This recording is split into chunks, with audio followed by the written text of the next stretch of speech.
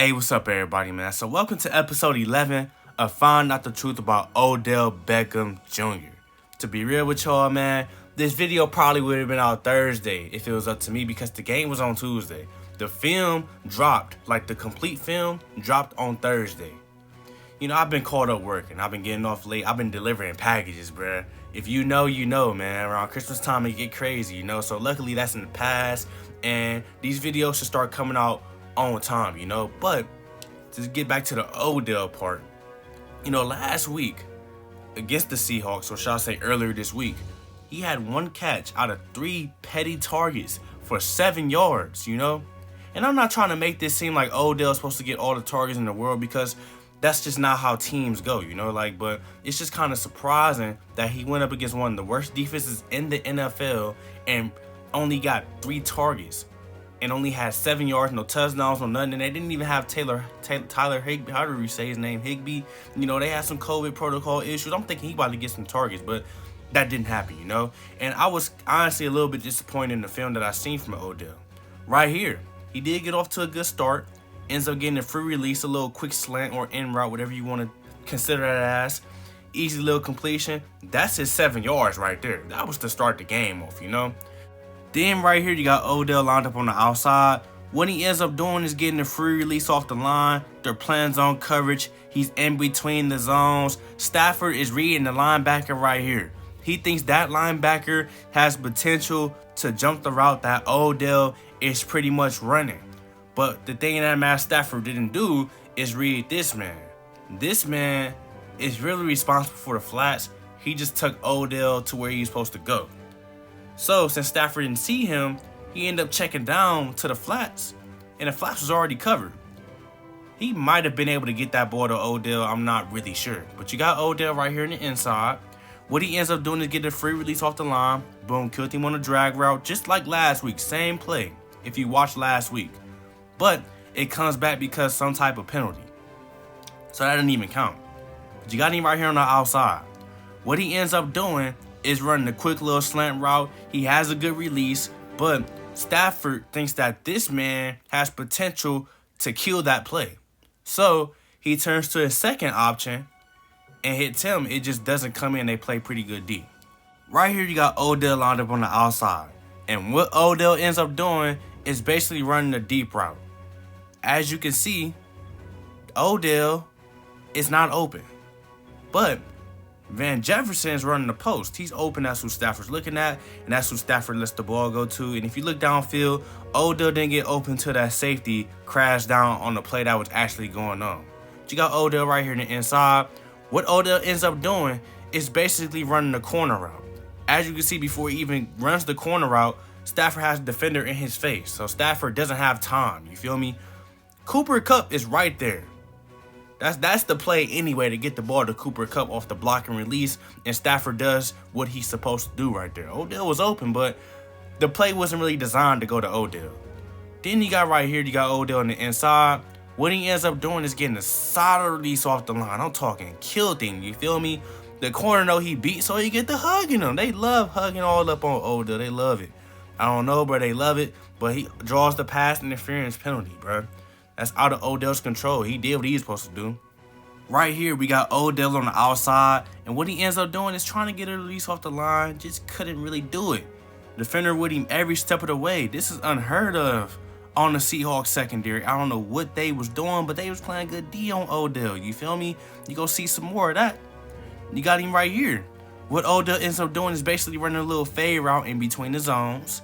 And as you can see, they have safety help over top, and they have a man that's kind of responsible for him underneath. So that's not really the best option. Right here, you see a guy that's not Cooper Kupp, but he's open underneath. You feel me? So what Stafford does is just hit the dude underneath. And pressure was coming. He had to figure out something, you know? You got to respect the decision there. Right here, you got Odell lined up on the outside. What he ends up doing is running a quick little hitch route in between the zone. As you can see, he's open. But while he's open, Stafford wouldn't even look in his way. So the timing would have been horrible. It would have been a bad decision. Stafford's already locked in on Cooper Kupp. He liking what he see. For some reason, I don't know. And he lets it rip to Cooper Kupp. He let it rip. the ball was not where it needed to be, and it got picked off. You feel me? So that's that. You got Odell right here, though, right? In the trips formation. And what Odell ends up doing here is going deep. As you can see, he's picked up by dude with the dreads. Every step of the way with him. He's not open. Not going to be open. You feel me? He's boxed. You got Odell right here lined up on the outside against dreads again. As you can see, boxed. Just look at him the whole way. Boxed. Boxed. I'm talking boxed. Dreads playing good D. And they had to throw it down to somebody else. You got Odell right here lined up on the outside. Not against dreads this time, though. You feel me? What Odell ends up doing is run another quick hitch route. Before he can finish his hitch route, Matt Stafford is locked in on dude underneath, which I think maybe... No, that's not... I don't know who that is, bro. It's not Cooper Kupp. But that's who he lets the ball go to. And that was Cooper Kupp, actually. Yeah, that was Cooper Kupp, though. And Cooper Kupp got his little yards. Then right here, you got Odell on the outside. What he ends up doing is getting a good release off the line. Inside advantage, killed him. But Stafford is already locked in on his first read. So what he does is anticipate that throw, gets it right to him, and he drops it like a bum. You feel me? Drops it like a bum. Then you got Odell right here lined up against Dreads. You know how this is about to go, right? Dreads is with Odell every step of the way. Clamping Odell, bruh. Clamping Odell, bruh. This is surprising to me. I don't even know who he is. They playing their best against Odell, but they let Cooper Kupp do whatever they want. You feel me? You got Odell right here.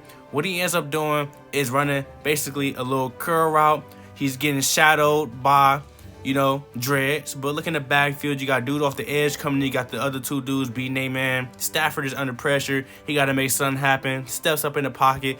Lets it rip to Cooper Kupp. And, of course, he goes up. But I know that hurt him. I know that hurt. Then you got Odell right here on the outside. What Odell ends up doing, he runs a little play action play. Dudes are in his way. He ends up finessing his way to get open. But as you can see, dudes are all in Stafford's face. He throws it under pressure, and it's inaccurate, uncatchable. You got Odell right here lined up on the outside. What Odell ends up doing, he ends up trying to get a good release off the line once again. Even did a stutter step, but it didn't work. The corner's with him every step of the way. Stafford gets it out and, he goes down. Then you got Odell right here. What he ends up doing is running a little in route. I don't know why both of them are in the same area, but Stafford is already locked in on his first read. He's open, gets it out, and of course, it gets dropped because they play good D. Right here, you got Odell on the outside, and what he ends up doing is trying to get a good release off the line of scrimmage, right? The defender gets scared, gets to hold him, all types of weird stuff, hugging him. Like, you feel me? Like, every time Odell do somebody dirty on a route run and they open, they get to hold him. That's just not fair, bro. I just don't really like that when it get done to any receiver. But you got Odell right here on the outside. As you can see, he's in scoring position, and they basically take him out the play. He waited for him to come run his route, and he just took him out the play, bro. Completely tuck him out the play. You got him right here on the outside once again, and what Odell ends up doing is selling like he's going deep, right? And then, boom, fake the post, boom, double move it up. And as you can see, Stafford sees it, throws the ball deep, but it's short and just not where it needs to be. I don't know what's going on there. I'm tired of that connection keep happening. Like, something is off. But you got Odell right here. What Odell ends up doing is pretty much running it right back. Same double move technique, you feel me? But this time, Stafford's already heading to the ground, you feel me? So, this play just does not work. Plus, they were kind of ready for it that time. You got Odell right here on the outside. Dreads is shouting with the zone coverage. What he does is run a little curl route, right? As you can see, Dreads hops right on it. You feel me? Dreads is coming. Stafford ain't looking his way anyway. Stafford is already looking at dude underneath as he should. He was wide open. And dude underneath, even though he did stumble, ends up getting close to the first down, Then you got Odell right here lined up on the inside. What Odell ends up doing here is pretty much running another hitch route. But before he can finish his hitch route, Stafford is already locked in on this guy right here in the flats who's going to be open. His first read, and he throws it right to him on the money. Then you got Odell right here lined up on the outside once again. And what Odell ends up doing here is pretty much running a little mid-crossing route. It's play action. Right here, you can see the DN comes off Cooper Kupp, who's behind him, which is another block and release concept, which they did earlier in the game. Stafford is going to get that ball to Cooper Kupp, or whoever is responsible for doing that any time. 9 times out of 10, that's who's going to get the rock. So that had nothing to do with Odell there. You got Odell right here in the inside, though. What Odell ends up doing here is running the post route. And as you can see, he's not really open. And he thought he was getting the ball here. But the ball ended up going to Cooper Kupp instead. And that's an easy money touchdown, bruh. And then right here, you got Odell lined up on the outside. And what he's doing here is running the in route. Gets the good release on the inside. They're kind of holding him a little bit. They didn't throw no flag. But it doesn't matter that he was kind of getting open, because they are already sacking Matt Stafford. You feel me? So here's my take to end the episode.